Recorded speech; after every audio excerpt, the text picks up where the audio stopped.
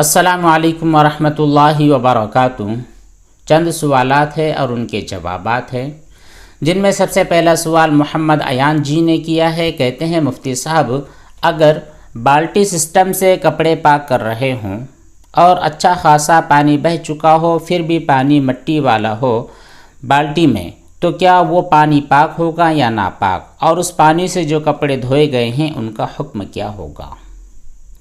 ہو سکتا ہے آپ کے یہاں پر جو پانی سپلائی کیا جاتا ہے وہ پانی ایسا ہے جس میں مٹی کے ذرات اور مٹی کا جو مادہ ہوتا ہے یہ زیادہ ہو، اس میں آئرن زیادہ ہو اور اس میں جو دھول وغیرہ ہے یہ زیادہ ہو، تو مٹی ملے ہوئے پانی کو آپ ناپاک نہیں کہہ سکتے،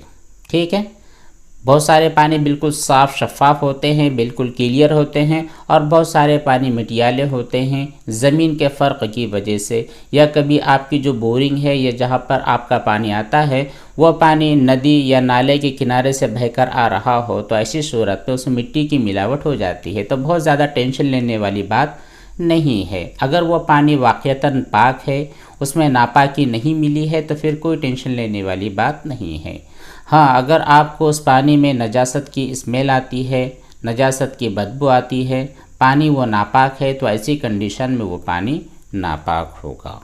اور اس کے ذریعے جو کپڑے آپ نے دھل دیے ہیں وہ کپڑے بھی پاک نہیں ہوں گے اگر وہ پانی ناپاک ہے۔ لیکن اگر وہ پانی اپنی ذات کے اعتبار سے پاک ہے، صرف اس میں مٹی وغیرہ ملی ہے، تو ایسی صورت میں آپ کے کپڑے بھی پاک ہے، بالٹی میں جو موجود پانی ہے وہ پاک ہے، آپ اس کو دوسرے کاموں میں استعمال کر سکتے ہیں، کوئی ٹینشن لینے والی بات نہیں ہوگی۔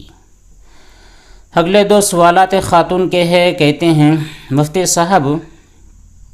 وائٹ چونے کی دیوار پاک ہوگی یا ناپاک اگر کوئی نجاست خشک ہو جائے؟ دیوار کے اوپر اگر آپ کی نجاست لگ گئی ہے اور وہ نجاست سوکھ گئی ہے، تو ایسی کنڈیشن میں آپ کی دیوار پاک ہو جاتی ہے، بشرطے کہ سوکھنے کے بعد اس نجاست کے تمام اثرات ختم ہو گئے ہوں۔ اور اگر آپ کے سوال کرنے کا مقصد یہ ہے کہ وہ جو چونا تھا وہ چونا ہی ناپاک تھا جو آپ نے دیوار پر لگا دیا ہے، تو ایسی کنڈیشن میں اگر وہ چونے والی دیوار کو آپ دھو لیتے ہیں، پانی ڈال لیتے ہیں، اس کے بعد وہ دیوار دھو لیتے ہیں، وہ دیوار سوکھ جاتی ہے، تو پھر آپ کی دیوار پاک ہو جائے گی۔ اگلا سوال آپ کا یہ ہے کہ اگر دیوار پر نم جسم لگ جائے تو کیا کریں؟ اگر دیوار پر آپ کا گیلا جسم، ہاتھ، کپڑے یا کوئی بھی چیز لگ جائے اور وہ جو نجاست جو دیوار میں تھی وہ نجاست آپ کی چیزوں میں آ جاتی ہے، آپ کے ہاتھ میں، آپ کے بدن میں، کپڑے وغیرہ میں آ جاتی ہے، تب ناپاکی کا حکم دیا جاتا ہے۔ جب تک ناپاکی ٹرانسفر نہیں ہوگی تب تک کوئی ٹینشن لینے والی بات نہیں ہوگی۔ اگلا سوال کیا ہے ایک اسمارٹ نے۔ کہتے ہیں کہ مفتی صاحب، کیا میں اپنے ابو کی قبر پر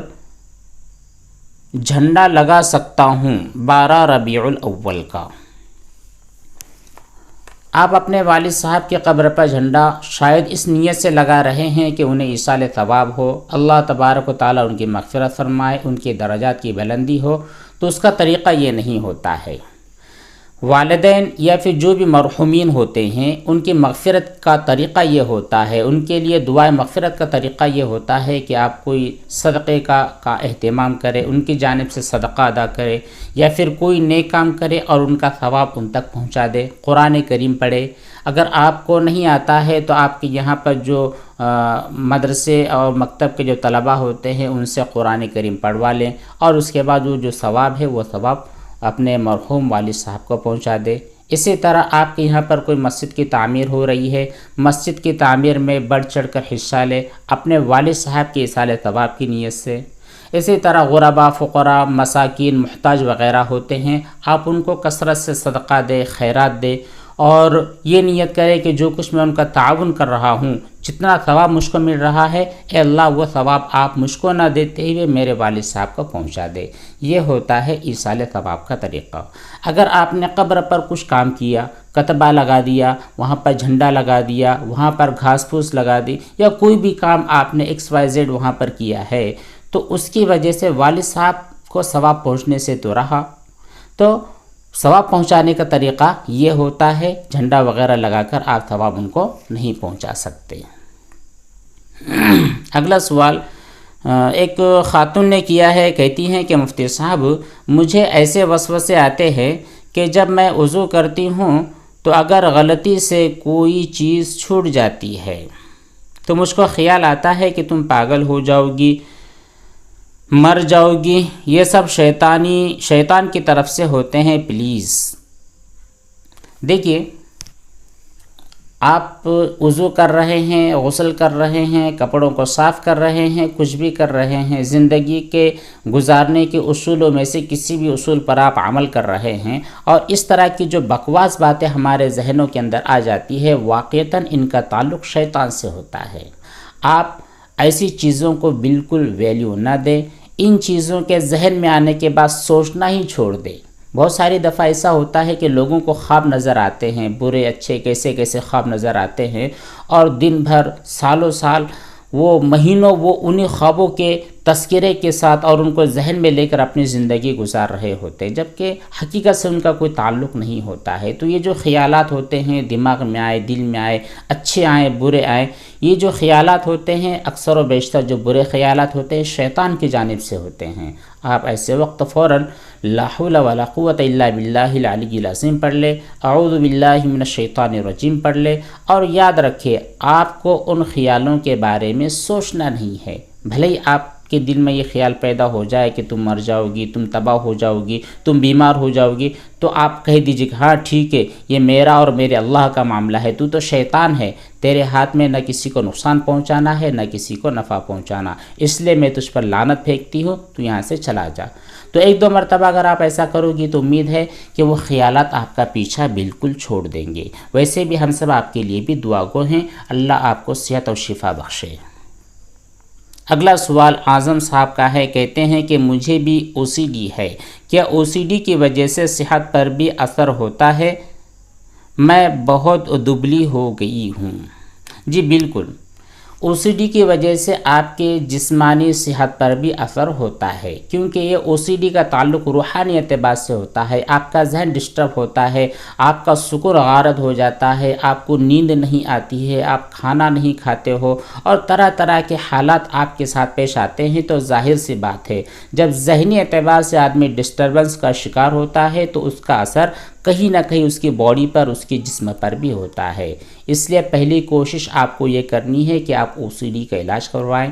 جو بھی آپ کا ڈاکٹر ہے جس سے آپ رابطہ کر سکتے ہیں، آپ اس سے رابطے میں رہیں، جو دوائیں جو علاج وہ کروا رہا ہے اس علاج کو مکمل فالو کریں، اور جو ایکسرسائز آپ کو بتلائی جاتی ہے ان ایکسرسائز کو بھرپور اور اطمینان کے ساتھ کریں، اور ساتھ ہی ساتھ اللہ تعالیٰ کی طرف بھی توجہ رکھے، دعاؤں کا اہتمام کرے، کثرت سے لا حول ولا قوت الا باللہ العلی العظیم پڑھے، کھانے پینے پر دھیان دے، اپنے دوست احباب اور اپنے گھر والوں کے ساتھ زیادہ سے زیادہ وقت بتائیں۔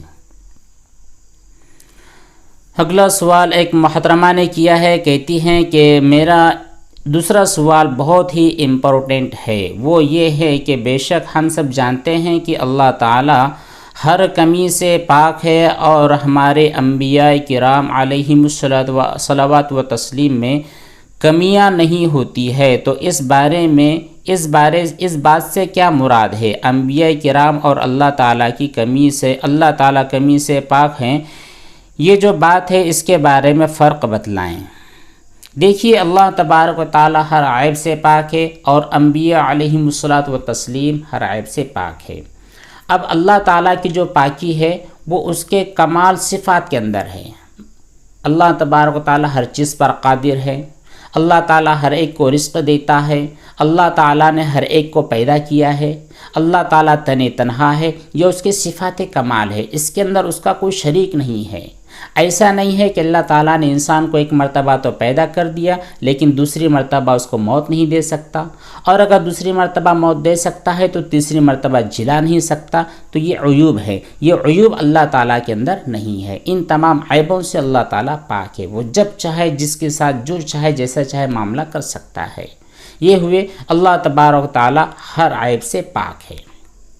اب انبیاء علیہم الصلوات و تسلیم،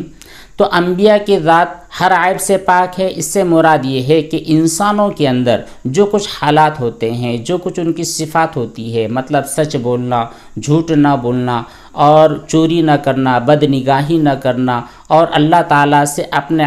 تعلق کو مضبوط اور استوار رکھنا، ہمیشہ اللہ تعالیٰ پر توکل کرنا، اس کے اندر ذرہ برابر بھی کمی نہ ہو، یہ ہوتی ہے انبیاء کرام علیہم الصلوات و تسلیم کی ذات۔ اور اس طرح کے جتنے بھی اوصاف رذیلہ ہوتے ہیں، بری عادتیں ہوتی ہیں، بری خصلتیں ہوتی ہیں، کسی پر ظلم کرنا ہوا، کسی کا مال ہڑپ لینا ہوا، کسی کو برا بھلا بولنا ہوا، کسی کا دل دکھانا ہوا، وغیرہ وغیرہ، جتنے برے عادتیں ہوتی ہیں، برے اوصاف اور برے اخلاق ہوتے ہیں، ان تمام برے اخلاق، بری عادات، بری صفات سے انبیاء علیہم الصلوات و تسلیم بالکل پاک ہوتے ہیں۔ تو اللہ تعالیٰ کی پاکی اس کی ذات کے اعتبار سے، انبیاء کی پاکی ان کی اپنی ذات کے اعتبار سے۔ بس یہی 5 سوالات تھے، اس کے علاوہ اور بھی جو سوالات ہیں انشاءاللہ اگلی مجلس میں بیان کریں گے۔ اللہ تبارک و تعالی ہم تمام کو عمل کی توفیق بخشے۔ والسلام علیکم ورحمۃ اللہ وبرکاتہ۔